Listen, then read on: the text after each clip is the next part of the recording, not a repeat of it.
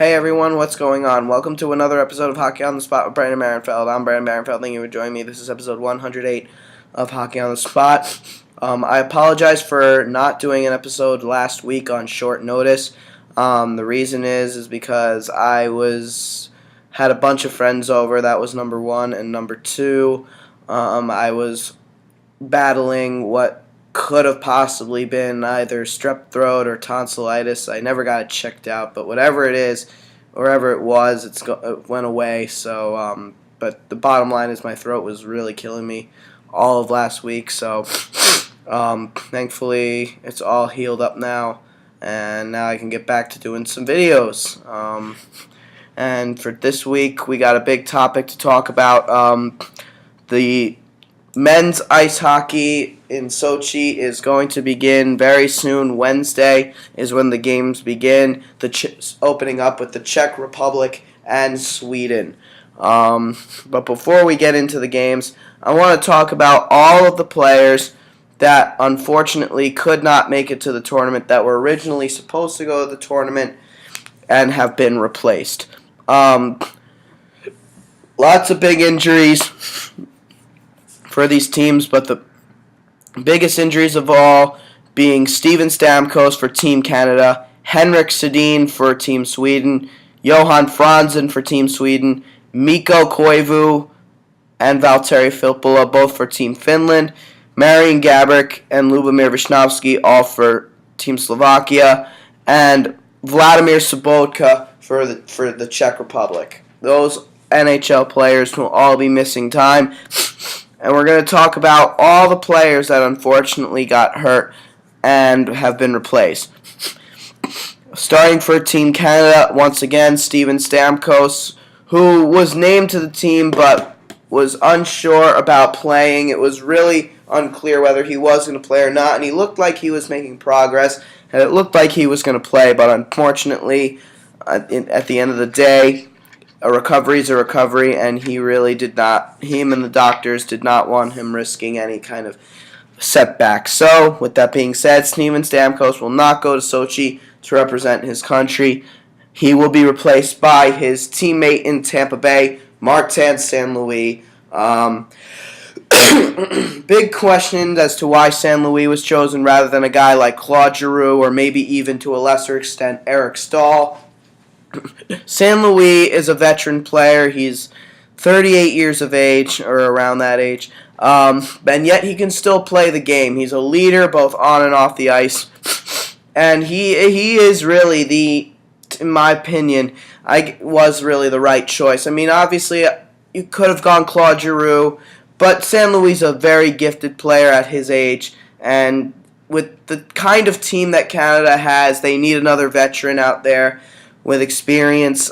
St. Louis doesn't really have that much Olympic experience, but he's a veteran, so I think he could prove to be an excellent help for this Canadian team. For the Russians, Sergei Soin and Denis Kokarev are both out for Russia. They were both playing in the KHL. They are being replaced by Carolina Hurricanes forward Alexander Semin and former NHLer and former third overall pick Alexander Svitov. Why Alexander Svitov is there, I have no idea why. To me, at least, he has really no business being there. He was a huge disappointment in the National Hockey League, and a guy who was a third overall pick by the Tampa Bay Lightning, also former Columbus Blue Jacket. Why he's even playing after going from a guy who was expected to be a top-end player to nothing but a grinder and enforcer who did nothing but take stupid penalties. It's amazing why he was even named to the team and when there were so many other players that were more qualified. However, the other guy that is on the team, Alexander Semin, the real question with him is why he wasn't on the team to begin with. He's having a very good season, and he's been very good since joining the Carolina Hurricanes. And he was on the team 4 years ago, and he will be a part of that top six. A guy like Alex Semin makes the team much better. Now the big question for Russia now is, will Pavel Datsyuk, who was named their captain, play in the tournament? He's going to be reevaluated before the games start, and if he cannot go, he will be replaced. And the guy who looks to be the most likely replacement would be former Atlanta Thrashers 8th overall pick Alexander Burmistrov, who, of course, is now playing in the KHL for a couple years, but supposedly vows to return to the NHL. So far, he has proven to be a disappointment, but I will admit he is a better player than Alexander Svitov. So we'll see. It's going to be really interesting for sure. For Sweden, a couple of big injuries for Team Sweden. Johan Franzen of the Detroit Red Wings and Henrik Sedin of the Vancouver Canucks are out. They are going to be replaced by Gustav Nyquist of the Detroit Red Wings and Marcus Johansson of the Washington Capitals. Very, very interesting replacements, actually. Franzen, of course, he's been battling prop injuries all season long. Very effective when healthy, the mule as he's called. But yeah, he's been battling injuries all season long, and he did not want to take the chance of suffering another one. So he pretty much took himself off the team. And as far as Henrik Sedin goes, that's a huge loss. Between the two, that's probably the huger loss of the two. And so his twin brother, Daniel Sedin, will be going to the Olympics without his twin. So yeah, Daniel will go to the Olympics without his twin. But I think they're in good hands. Gustav Nyquist, he's a player with a very promising future in the Detroit Red Wings organization. Of course, teammate of Johan Franzen's. So the Red Wings will still have 6 players on that Swedish roster, with Nyquist coming in over Franzen. Excellent hands, great skating ability. The leading scorer for the Grand Rapids Griffins last year in the American Hockey League when they won their first ever Calder Cup. So big there. Marcus Johansson, now, he's kind of interesting. A former first-round draft pick, late first-rounder from 2008 by the Washington Capitals. Hasn't really broken out as an offensive powerhouse, but has really made a name for himself as a solid player. He does play in the top 6, although many would probably argue that maybe he shouldn't be in the top 6 and that he should really be playing on the third line. But he's got talent, you know. But Marcus Johansson, he does have talent. He's a very solid player defensively. So, you know, it's interesting. It's a really interesting choice. For him to go is a really interesting choice. But I think he could do well out there. Joining teammate Nicholas Backstrom, could play on the same line. You never know.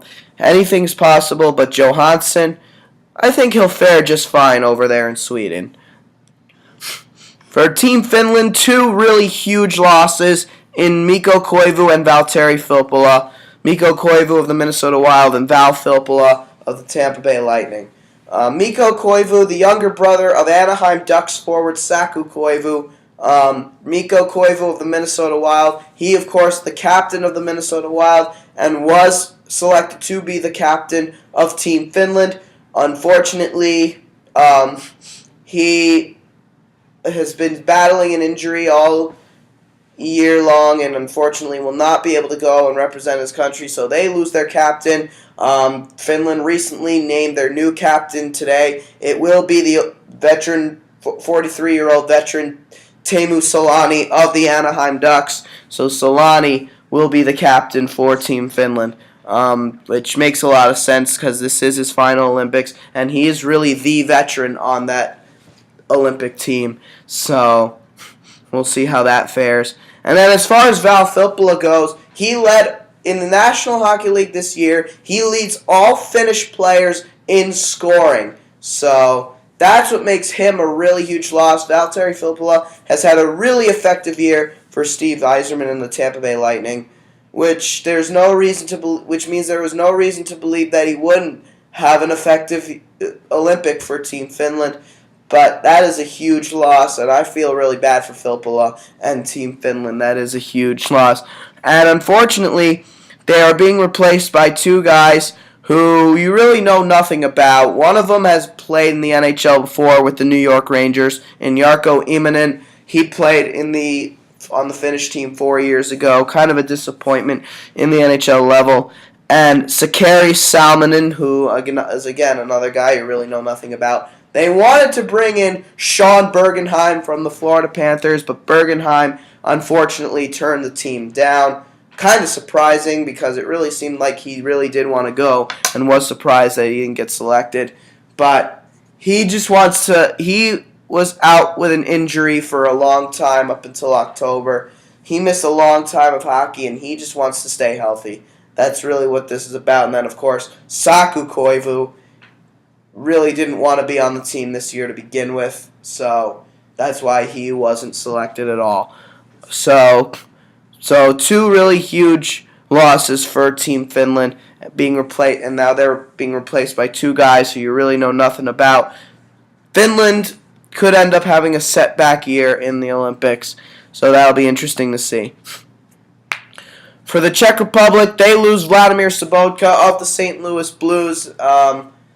Which means they lose the guy who probably would have been their best two-way forward, their best penalty killer. That's why Sobotka was selected to go, because of his ability to kill penalties. He will be replaced by Martin Erat of the Washington Capitals, which is actually really interesting because Erat just scored his first goal of the season the other night via an empty netter against the New Jersey Devils. He has had a really bad year, Martin Erat. He's had a lot of assists this year, but he's basically on the fourth line for the Washington Capitals. And he just can't buy a goal, it seems, this year. So he's definitely looking to be traded when the NHL comes back up. He does not like playing in Washington, it seems. But Erat, it's really interesting that he's going rather than a guy like Radim Vrbata, who really should be on that team because he is a snipe. He is without question one of the best underrated snipers in the game. Radim Vrbata of the Phoenix Coyotes, deadly wrist shot for sure. Why he's not even on that Czech Republic team is beyond me. It just blows my mind away. Kind of like why a guy like Evgeny Kuznetsov is not playing for Team Russia is also beyond me. So it's definitely a surprise for sure. But Erat, he's going to have to play really good. He's going to have to step his game up if he, to really make this a good decision. Now we go to Team Slovakia, who's suffered the most injuries of anybody.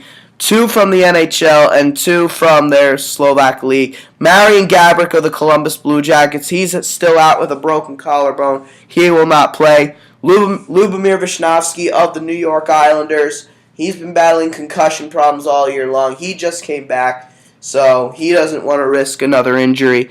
Dominic Granick and Michael Saracen, they're also both out. Don't know anything about those two. But so 4 injuries for Team Slovakia, and they're being replaced by Branko Radivojevic, former NHLer for the Philadelphia Flyers and Minnesota Wild, a defensive forward.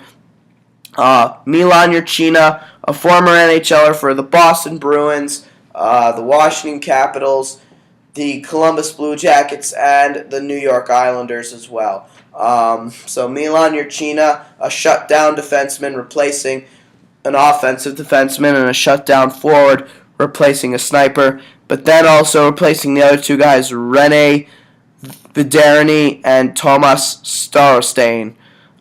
So some interesting replacements there. But Gaborik and Visnovsky in particular, 2 huge losses, in particular Marian Gaborik, one of the best snipers in the game, having an off year with the Columbus Blue Jackets even when healthy. Even when he was healthy, he was not really having a good year. But, it's just a huge loss. And Slovakia, who lost in the bronze medal game to Finland last year, because of these injuries, they could end up having a setback year. Same goes for Team Finland, who won the bronze medal 4 years ago. So, We'll see what happens with the Slovaks. And then, of course, we have some other minor injuries for some of the other countries. For Team Switzerland, Philipp Furre is out. He will be replaced by Patrick van Guten. For Austria, Fabian Weinhandel and Andreas Christler out. They will be replaced by Matthias Lang and Andreas Nodal of the Carolina Hurricanes. So another Carolina Hurricane going to the Olympics. Andreas Nodal has not really seen much NHL action in the recent stages, but he will be going to the Olympics. So now 4 NHLers on that Austrian roster. He will probably play somewhere along the second line, and to me, Nodal probably should have been there from the beginning. I think he will make their roster a little bit better. So we'll see what happens with Austria. And then for Norway, Marius Holtet is out. He will be replaced by Fredrik Lystad Jacobsen. And those are all the injuries. So the only teams without injuries going into this Olympics, going into this year's Olympics, are Latvia. Let's see. They are Latvia, Slovenia, and the United States. But the United States did have a very scary incident on Saturday in the last day of regular season action. Montreal Canadiens forward Max Pacioretty would end up leaving the game against the Carolina Hurricanes when he was driven hard into the post by defenseman Brett Bellemore. He would not return to the game. It was diagnosed as a lower body injury, but he claims that he is okay, and he still traveled to Sochi with the team. So he will still play on the U.S. Olympic team, and that's very good news for the U.S. He is having a great year for the team. So the U.S., the only one of the major 8 that does not have any injuries going into the tournament, although they almost did. So that's pretty much your replacements for the Olympics this year. So it's going to be interesting to see how some of these teams do. And again, as I mentioned, Solani, the new captain for Team Finland. All the captains have been named. I don't necessarily remember all of them, but I know definitely a few of them. Zach Parise for the United States, Sidney Crosby for Team Canada, Pavel Datsyuk for Team Russia, assuming that he's going to be able to play. Henrik Zetterberg for Team Sweden. Now Teemu Solani for Team Finland. Originally it was Mikko Koivu. I believe for the Czech Republic, I believe it is Patrick Elias. I could be wrong about that. Actually, I don't know who it is for the Czech Republic. For Slovakia, it will be Zdeno Chara. And I believe for Switzerland, it'll be Mark Streit. I don't remember who it is for the Czechs. I believe Thomas Vanek will be the captain for Team Austria. I don't know who it is for Latvia. I don't know who it is for Norway. And I don't know who it is for Slovenia, although one would assume that it would be Andrej Kopitar for Slovenia. I believe it is going to be Kopitar, but we'll see. We'll see what happens. In other news, one thing I did want to talk about that I did not get to touch upon because I was sick last week was the most recent Stadium Series game that occurred between the New York Rangers and the New York Islanders. The New York Rangers sweeping the Yankee Stadium Series by defeating the New York Islanders that night by a final score of 2-1. I actually got the liberty of going to that game. Big game for the New York Rangers. The Islanders, though, it was another comeback win as the Islanders did take a 1-0 lead after a scoreless first period. Brock Nelson would notch up his 10th of the year, assisted by Matt Donovan, his 6th assist of the year, and Cal Clutterbuck, his 4th assist of the year. But then 45 seconds later, Benoit Pouliot would score his ninth of the year, or what was his ninth of the year, assisted by Derek Brassard, his 21st assist of the year, and Matt Zuccarello, his 23rd assist of the year. Zuccarello continues to have a fine season. And then in the third period, the game-winning goal being generated by the fourth line, Danny Carcillo, getting his third goal of the season and second goal as a New York Ranger, second game-winning goal of the year, assisted by Dominic Moore, his seventh assist of the year, and Brian Boyle, his ninth assist of the year. So a great game overall. A game in which the Islanders dominated through 2 periods of play before the Rangers came out with a strong third period. But a great performance by everyone. Indeed. Rick Nash and Thomas Vanek would be the 2 dominators as far as shots on goal, both leading their respective teams with 5 shots. So that big performance there. Dan Girardi leading the Rangers with 4 block shots. Lubomir Vishnevsky would also lead the Islanders with 4 block shots. Big surprise considering he's more of an offensive defenseman. And those are pretty much the standout statistics. Pretty much Henrik Lundqvist, actually a great performance by both goaltenders, especially Henrik Lundqvist, the winning goalie. He would be the first star of the game, and making 30 saves and 31 shots, a .968 save percentage. And then Evgeny Nabokov would be the second star of the game, making 32 saves and 34 shots, a .941 save percentage. Lundqvist played the full 60 minutes. Nabokov played 58 minutes and 48 seconds. And then Dan Girardi with his strong game, 4 block shots, 2 hits, +1 rating, 1 giveaway, but that doesn't matter because he was the third star of the game. So a good game for Dan Girardi there. And that was the last Stadium Series game that happened. We still got one more Stadium Series game to go, and that will be March 1st at Soldier Field between the Chicago Blackhawks and the Pittsburgh Penguins, with the Hawks being the home team. But so far, through all these outdoor games, the Boston Bruins remain the only team to win at home in a Winter Classic or Stadium Series or even Heritage Classic. I believe that is the case. But yeah, just absolutely crazy. And other than that, that's pretty much your update. Those are pretty much your updates for today. And there's really not much else to talk about for today. So when we come back next week, we'll talk about some of the action that has occurred so far in the Olympics. For next week, probably won't do. So yeah, for next week, next week is a holiday, but I will do a video next week to discuss. It's basically to discuss the preliminary round or the exhibition round of the men's Olympics. And with that being said, that'll do it for episode 108 of Hockey on the Spot. This has been Hockey on the Spot. Brandon Barenfeld. I'm Brandon Barenfeld. I'll see you guys again next week. Thank you all, and have a great day.